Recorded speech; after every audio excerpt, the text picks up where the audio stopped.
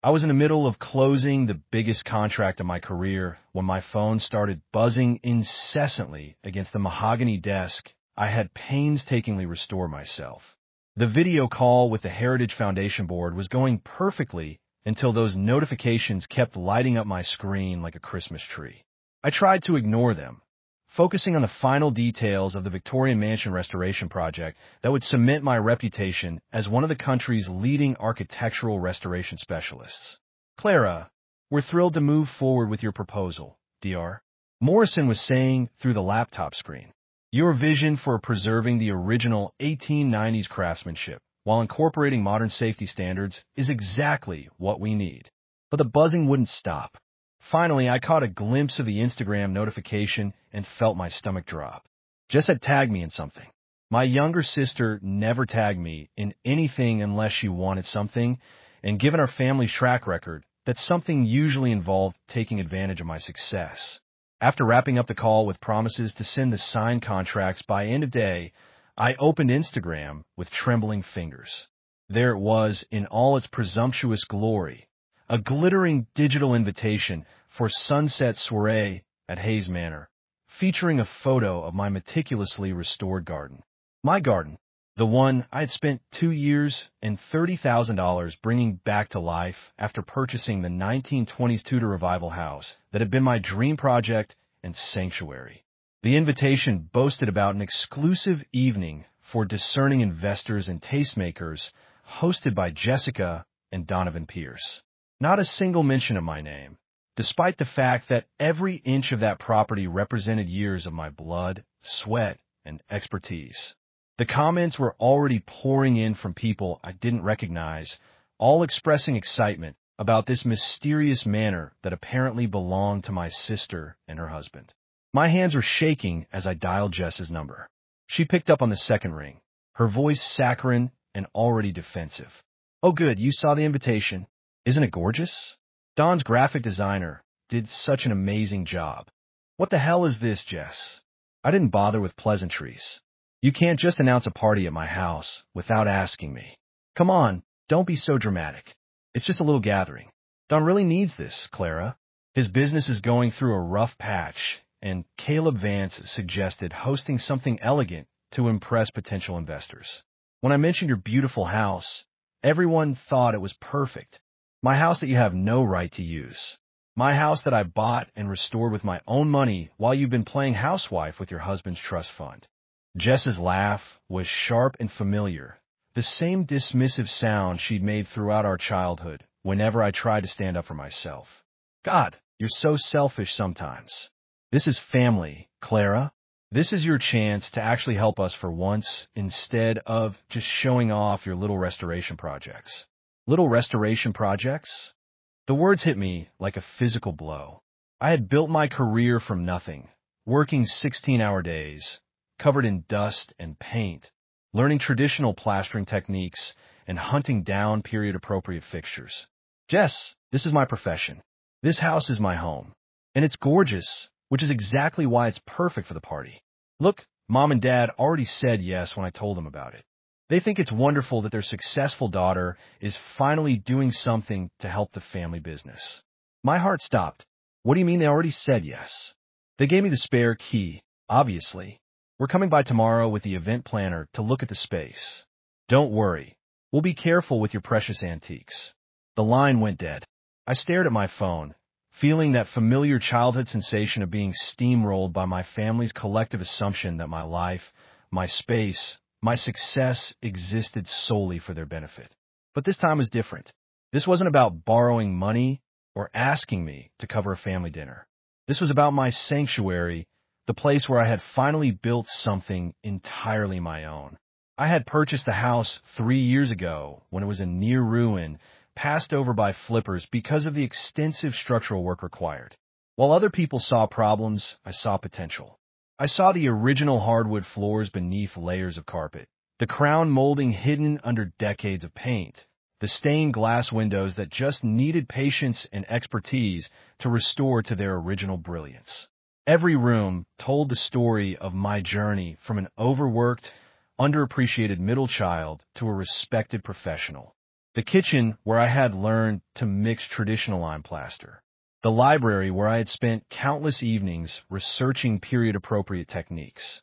The garden where I had planted heritage roses and rebuilt the original stone pathways by hand. Now, Jess wanted to turn it into a backdrop for her husband's failing business ventures. With the help of Caleb Vance, a man I had met exactly once and immediately disliked. He had the kind of arrogance that came from inherited wealth rather than earned success, and his dismissive attitude toward anyone he considered beneath his social status had been obvious from the moment we shook hands. That night, I couldn't sleep. I walked through my house, touching the carved newel post I'd spent weeks stripping and refinishing, running my fingers along the wainscoting I had painstakingly restored panel by panel. This place wasn't just my home. It was proof that I'd made it on my own terms, without depending on anyone else's money or connections or approval. The next morning, I was in my home office reviewing blueprints for another project when I heard the unmistakable sound of my front door opening. Not a knock, not a doorbell, just the confident sound of people who believed they had every right to enter my private space. I rushed downstairs to find Jess, Dawn, and Caleb standing in my foyer, looking around with the appraising eyes of people evaluating real estate. Jess was already pointing at my carefully arranged furniture, describing how it would need to be moved to accommodate their party setup. "Excuse me," I said, my voice louder than intended. "What are you doing in my house?" Caleb turned toward me with that patronizing smile I remembered from our first meeting. He was wearing an expensive suit that probably cost more than most people's monthly rent, and his manicured fingers were already reaching toward one of my restored arts and crafts vases. "Clara, right? Don't worry about us. We're just getting a feel for the space." He casually moved the vase aside, as if my possessions were simply obstacles to his vision. "This old place has decent bones. Bit rustic for my taste, but it'll do for the kind of crowd we're trying to attract. These vintage types eat up this shabby chic aesthetic." Shabby chic. The words felt like a slap. Every element of this house had been researched, carefully selected, and expertly restored. The rustic appearance he was dismissing represented hundreds of hours of work and thousands of dollars in materials. "The sound system will go in that corner," Jess was telling Dawn, pointing toward the spot where I displayed my collection of architectural salvage pieces. "And we'll need to clear out that bookshelf to make room for the bar setup. Get out." The words came out quiet but firm. "All of you, get out of my house right now." Caleb chuckled, and took a step closer to me. I could smell his expensive cologne, could see the condescending amusement in his eyes. "Easy there, sweetheart. This is grown-up business. Why don't you let the adults handle the planning?" He reached out and touched my shoulder, not aggressively, but with the casual dismissiveness of someone patting a child on the head. That touch, combined with the word "sweetheart," ignited something inside me that I hadn't felt since childhood. It was the same feeling I'd had when playground bullies would steal my lunch money, the same helpless rage that came from being treated as if my feelings and boundaries didn't matter. "Get your hands off me and get out of my house before I call the police." Dawn, who had been silent through this entire exchange, finally spoke up. "Clara, let's be reasonable here. We're family. We're not trying to cause problems. You're standing in my house without permission, planning an event I never agreed to, and treating my property like it belongs to you. That's not family. That's trespassing." I managed to get them out, but not before Caleb made a show of slowly looking around my restored living room one more time. "Shame to waste all this space on just one person," he said. "But don't worry, we'll make good use of it soon enough." After they left, I sat on my front steps, shaking with adrenaline and anger. But the worst was yet to come. 20 minutes later, my phone buzzed with a text message. Jess had meant to send it to Caleb, but in her haste, she had accidentally included me in the group message. "Don't worry about my sister. She's just a bitter old maid who doesn't know how to have fun. By the time the party happens, she'll have to deal with it. She should be paying us for bringing some class to that bird's nest of hers anyway." Bird's nest. As if my carefully restored Tudor Revival house was some kind of ramshackle hovel. As if 3 years of my life, my expertise, and my money had produced something so worthless that it was only valuable as a free venue for their social climbing. I screenshot the message before Jess could delete it, then immediately called my best friend Maya. "That absolute bitch," Maya said after I read her the text. "Clara, you cannot let them get away with this. I don't know what to do. They have a key, Maya. My parents gave them a key to my house. Then you change the locks. Today. Right now. And you call Leo." Leo Martinez had been my lawyer since I started my restoration business. He had handled the purchase of my house, my business incorporation, and several contract disputes with difficult clients. He was also one of the few people who truly understood how much this house meant to me, both professionally and personally. "Clara," he said after I explained the situation, "this isn't just a family dispute anymore. They entered your property without permission and are planning to use it commercially without your consent. That's trespassing at minimum, potentially breaking and entering, depending on how the key situation plays out legally. But they have a key. My parents gave it to them. Your parents don't own your house, Clara. They have no legal right to give anyone access to your property. Listen to me carefully. Change every lock in that house today. Install a security system. Document everything. And if they show up again, you call the police immediately. Leo, they're my family. Family doesn't treat you like this, Clara. Family doesn't dismiss your boundaries and plan to profit from your property without your consent. This is business now, and you need to treat it like business." That afternoon, I called the best locksmith in the city. Within 2 hours, every door lock in my house had been replaced with a high-tech smart lock system that I could control from my phone. Each lock had a built-in camera and motion sensor that would alert me instantly if anyone tried to tamper with them. But I didn't stop there.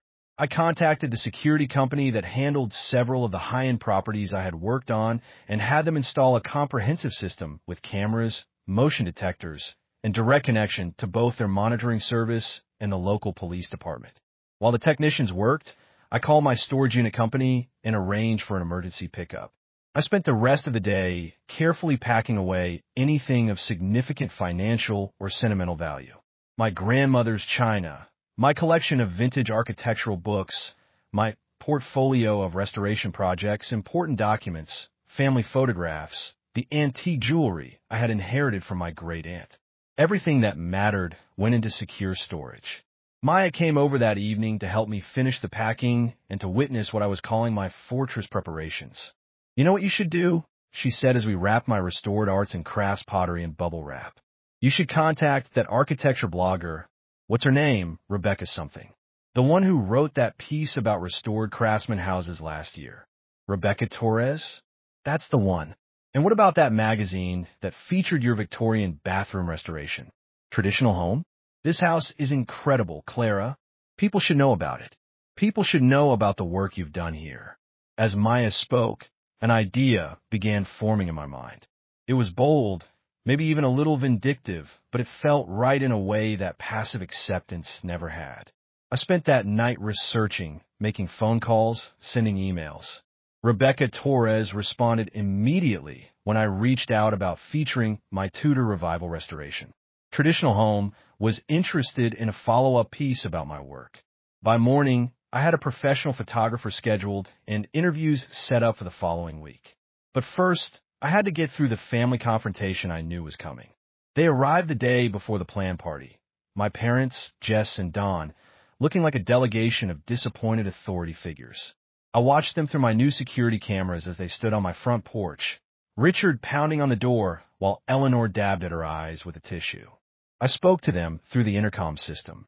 "Hello, everyone. What can I do for you?"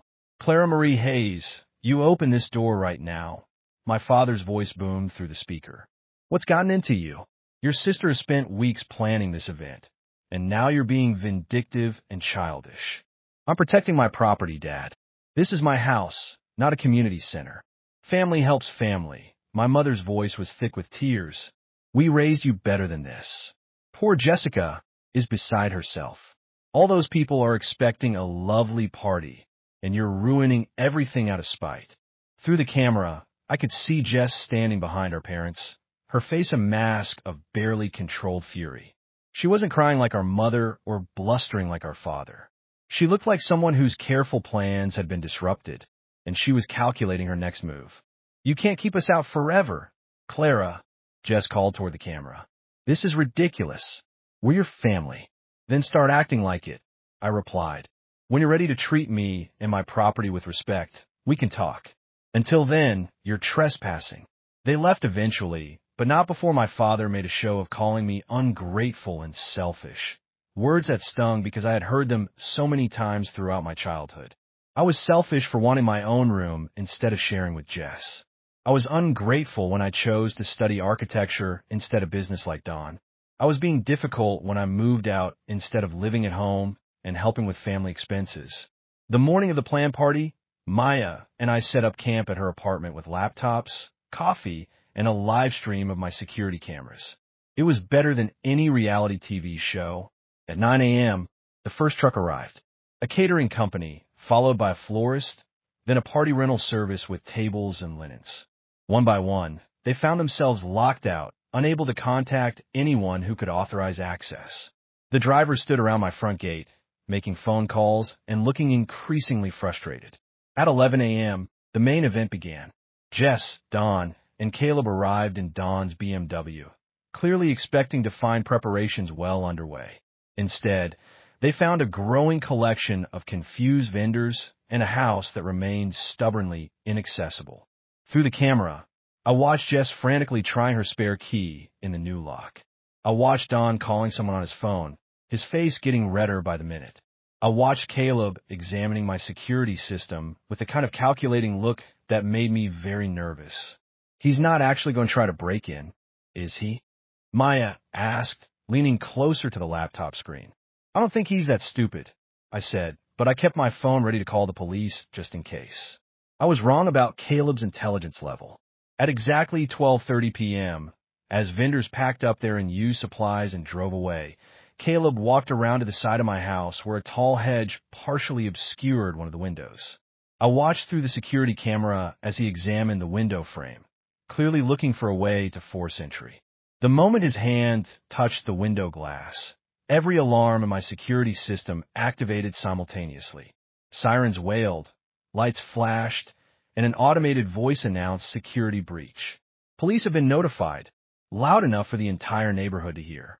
Caleb jumped back from the window like he'd been electrocuted, but it was too late. The damage was done, both literally and figuratively. Within minutes, police sirens joined the cacophony. 2 squad cars pulled up just as the first-party guests began arriving. Picture this: expensive cars pulling up to what should have been an elegant soiree, only to find police officers questioning a man in a $1,000 suit, while a woman in designer clothes sobbed hysterically on the front lawn, and another man paced frantically while shouting into his phone. The timing was perfect in the most terrible way possible. The guests Caleb and Don had been so eager to impress, the investors they needed to save Don's failing business, were now witnessing what looked like a domestic dispute involving attempted breaking and entering. But the best part, the absolute masterpiece of timing, was what happened next. As if the universe itself was conspiring to provide the perfect climax to this disaster, everyone's phones began buzzing simultaneously. The article had gone live. Rebecca Torres had published her piece about my restoration work at the exact moment when everyone was standing outside my house, watching the chaos unfold. Hidden Gem of Crestwood: How Clara Hayes Saved a Historic Tudor Revival Masterpiece, appeared on the architecture blog's homepage with stunning photographs of every room I had lovingly restored. Traditional Home had coordinated their feature to publish at the same time Master Craftsman: The Restoration Expertise of Clara Hayes. I watched through the camera as people began looking at their phones, then looking up at my house with completely different eyes. The bird's nest that Jess had mocked was suddenly revealed as a carefully preserved piece of architectural history. This shabby chic aesthetic Caleb had dismissed was actually museum-quality restoration work. The articles detailed my background, my training, my previous projects. They included quotes from Preservation Society members, testimonials from previous clients, and photographs showing the house's transformation from near ruin to architectural showcase. Most importantly, they established me as the owner, the vision, and the craftsperson behind every beautiful detail. Standing in that crowd of confused party guests and potential investors, reading about the woman who had single-handedly saved a piece of local history. They suddenly understood exactly who they were looking at. Not a bitter old maid living in a bird's nest, but a master craftsperson in her own magnificent work. The shift in atmosphere was immediate and palpable. The same people who had come to network at Don and Caleb's party were now looking at Jess and her husband with a mixture of confusion and disapproval. How had they planned to host an event at someone else's house without permission? What kind of people treated family this way? Within an hour, the disaster was complete. The police had taken statements and left, with Caleb facing charges for attempted breaking and entering. The party guests had dispersed, but not before several of them had approached the police officers to ask about contacting me directly about potential restoration projects. Don's potential investors drove away without a backward glance. Whatever business deal he had hoped to secure through this party died on my front lawn along with his reputation. That evening, my phone started ringing. The first call was from Don himself. "Clara, I owe you an enormous apology." His voice was subdued, lacking the confident bluster I associated with him. "I had no idea Jess had talked to you the way she did. I saw the screenshots she accidentally sent. That was completely unacceptable. Yes, it was. I know we messed up. Badly. I let Caleb convince me that this party was our only chance to save the business, and I got desperate. That's not an excuse, but it's the truth. I never should have gone along with using your house without your explicit permission." It was the first genuine apology I had ever received from any member of my family regarding their treatment of me. It caught me off guard. "Don, I appreciate you calling, but there's more," he interrupted. "3 of the people who were supposed to be potential investors called me after they read those articles about your work. They want to hire you for restoration projects. They asked me to give them your contact information." "You're kidding." "I wish I were." Turns out the woman I was married to was sitting on a gold mine of professional connections, and I was too stupid to realize it. "Clara, your work is incredible. I mean, I always knew you were talented, but I never understood the scope of what you do until I read those articles." We talked for another 20 minutes. Don was facing bankruptcy, not just of his business, but potentially personally as well. Caleb had been using him, pushing increasingly desperate schemes that had put Don's remaining assets at risk. The party was supposed to be a last-ditch effort to attract investors, but Caleb's arrest had effectively ended any chance of legitimate business partnerships. Don asked if he could bring Jess by to apologize in person. I agreed, but only if they came alone and called first. They arrived the next evening, both looking haggard and older than I had ever seen them. Jess had been crying, her usually perfect makeup smudged, and her designer clothes wrinkled. When I opened the door, she burst into tears again. "Clara, I'm so sorry. I'm so sorry. I don't know what happened to me. I don't know why I said those horrible things about your house, about you." We sat in my restored living room, the same space she had dismissed as a bird's nest just days earlier. Looking around at the carefully chosen antiques, the original architectural details I had painstakingly uncovered and restored, the art and books that reflected my personality and interests, Jess seemed to really see it for the first time. "This is beautiful," she whispered. "This is really, truly beautiful. How did I not see it before?" "Because you didn't want to see it," I said gently. "You wanted to see me as the sister who wasn't as successful as you, who didn't have what you had. It was easier to diminish my accomplishments than to acknowledge them." We talked until nearly midnight. Jess admitted that her marriage was in trouble, not just financially, but emotionally. She had built her identity around being the pretty, popular sister who married well, but that foundation was crumbling. Don's business failures had forced her to confront the reality that she had no skills, no career, no identity outside of being someone's wife. "I was jealous," she finally admitted. "God, Clara, I was so jealous of you. You built all this yourself. You have this amazing career, this incredible house, this whole life that belongs to you. And I have nothing that's really mine." "That's not true, Jess." "It is true. If Don loses everything, what do I have? I can't even balance a checkbook. I've never had a real job. I don't know how to do anything except look pretty and shop for clothes. And I'm 30 years old." It was the first honest conversation we had ever had as adults. For the first time, I saw my sister not as the golden child who had everything handed to her, but as someone who had been just as trapped by our family's expectations as I had been. A week later, we had the family meeting I had been dreading and anticipating in equal measure. My parents came to my house, reluctantly but genuinely apologetic. The public nature of the party disaster had forced them to confront how their favoritism had damaged both of their daughters. "We failed you, Clara," my father said, looking around my house with what appeared to be genuine admiration. "We were so focused on what we thought success looked like that we couldn't see what you were actually achieving." My mother was harder to reach, still clinging to the belief that family should automatically forgive and forget, but even she had to acknowledge that boundaries were necessary. "I don't understand why everything has to be so complicated," she said. "We're family. Family should be able to work things out." "We are working things out, Mom. But working things out doesn't mean pretending the past didn't happen. It means acknowledging what went wrong and doing better going forward." I established clear rules for future interactions. My house was off limits unless I specifically invited them. My business and financial success were not family resources to be shared or exploited. And most importantly, I would not tolerate disrespect or dismissal of my choices, my career, or my boundaries. "If you can't treat me with basic respect," I told them, "then we won't have a relationship at all. I'm not willing to go back to being the family scapegoat and ATM." To their credit, my parents accepted the boundaries, even if they didn't entirely understand them. Don and Jess were working with a financial advisor to handle their bankruptcy proceedings, and Jess had started seeing a therapist to address what she now recognized as a pattern of dependent relationships and identity issues. The professional fallout from the articles was everything I could have hoped for and more. Within a month, I had 6 new restoration projects lined up, including a contract to restore a series of historic bed and breakfasts for a boutique hotel company. The owner had been one of the intended party guests who witnessed the disaster firsthand. "I have to admit," he told me during our first meeting, "the way you handled that situation impressed me almost as much as your restoration work. Anyone who can maintain that level of professionalism while dealing with family drama like that is someone I want on my team."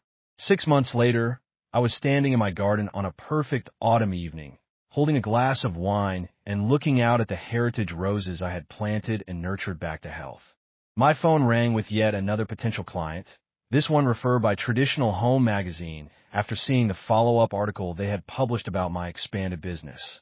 My house had become exactly what I always dreamed it could be, not just a showcase of my professional skills, but a sanctuary that belonged entirely to me.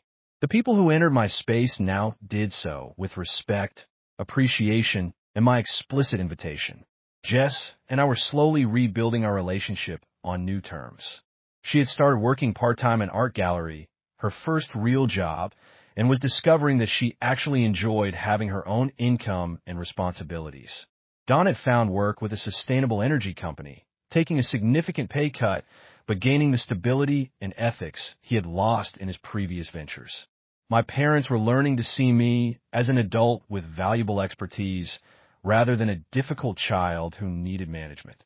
It was a slow process, but for the first time in my adult life, I felt like they were genuinely proud of what I had accomplished rather than just frustrated that I hadn't accomplished it their way.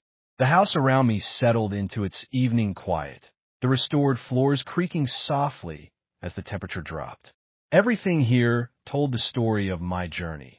From the front door, I had stripped and refinished by hand to the garden paths. I had rebuilt stone by stone.